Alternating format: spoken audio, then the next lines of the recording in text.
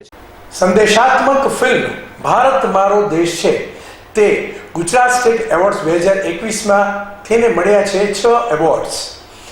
સંવેદનશીલ મુદ્દાને રજૂ કરતી ફિલ્મ ભારત મારો દેશ છે ગુજરાત સ્ટેટ એવોર્ડ્સ 2021માં 6 એવોર્ડ સાથે સન્માનિત. ઉમદા કાર્યકર મિત્તલબેન પટેલના પુસ્તક સરનામા વગરના માનવીઓ પર આધારિત ગુજરાતી ફિલ્મ ભારત મારો દેશ છે ને તાજેતરમાં ગુજરાત સરકાર દ્વારા યોજાયેલ ગુજરાત સ્ટેટ એવોર્ડ્સ 2021માં 6 એવોર્ડ્સ મળ્યા છે. મિત્તલબેન હંમેશાથી વિચરતી વિમુક્ત જાતિ માટે કાર્યો કરતા આવ્યા છે. આ જાતિના લોકો એક જગ્યાએથી બીજી જગ્યાએ વિચરતા રહે છે. તેમની પાસે એ પણ પુરાવો હોતો નથી કે તેઓ ભારતીય છે. મિત્તલબેને આ જાતિના લોકોની વ્યથાઓ અને કથાઓ પોતાના પુસ્તકમાં રજૂ કરી છે અને આ સમગ્ર બાબત કવચ કુંડળ મીડિયા પ્રોડક્શનના બેનર હેઠળ ભારત મારો દેશ છે ફિલ્મમાં ખૂબ જ સુંદર રીતે કંડારવામાં આવી છે. એવા અશ્વિન લિંબાસિયા. મારું નામ કૃષ્ણા શાહ છે અને આ ફિલ્મનો હું પ્રોડ્યુસર છું. ભારત મારો દેશ છે એનો હું પ્રોડ્યુસર છું. અને આ ફિલ્મની વાત કરું તો ફિલ્મનો વિચાર એ રીતે આવ્યો કે ઘણી બધી કમર્શિયલાઇઝ ફિલ્મ અમે ઘણી બધી કરી છે કે અગાઉ મા બાપના આશીર્વાદ છે, અવતાર ધર્યાઓ છે, જેમ પ્રશાંત સરે કીધું છે. પછી કોરોનાનો સમય આવ્યો, ઓટીટીનો સમય આવ્યો, કન્ટેન્ટનો સમય આવ્યો, તો પછી એ કીધું કે આ વિંગ કેમ આપણે બાકી રાખીએ એઝ અ ફિલ્મ મેકર. કંઈક નવું એક્સપ્લોર કરીએ, કંઈક નવું આપીએ. તો આપણે એવું કંઈક આપીએ કે જે ખરેખર સમાજમાં કે એમાં કંઈક ચેન્જ લાવી શકે. એજ્યુકેશન દ્વારા અથવા ફિલ્મ દ્વારા આપણે કહીએ છીએ કે ભાઈ આપણે લાવી શકીએ છીએ.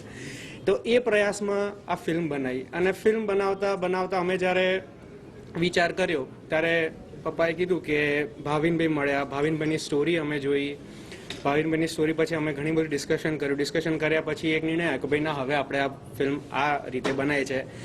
બનાવતા કે એમ ટીમ બનતી ગઈ એમ આજે રિઝલ્ટ તમારી સામે. જી, આ ફિલ્મ વિચરતી વિમુક્ત જાતિ ઉપર એ લોકો જ્યારે પોતાની ઓળખ પત્ર માટે ધક્કા ખાતા હોય, એ લોકો જ્યારે ફાંફા મારતા હોય, અધિકારીઓના ઓફિસીસમાં જાય તો એ લોકોને ઓળખપત્રો ના મળે, એ દર્શાવતી આ ફિલ્મ છે.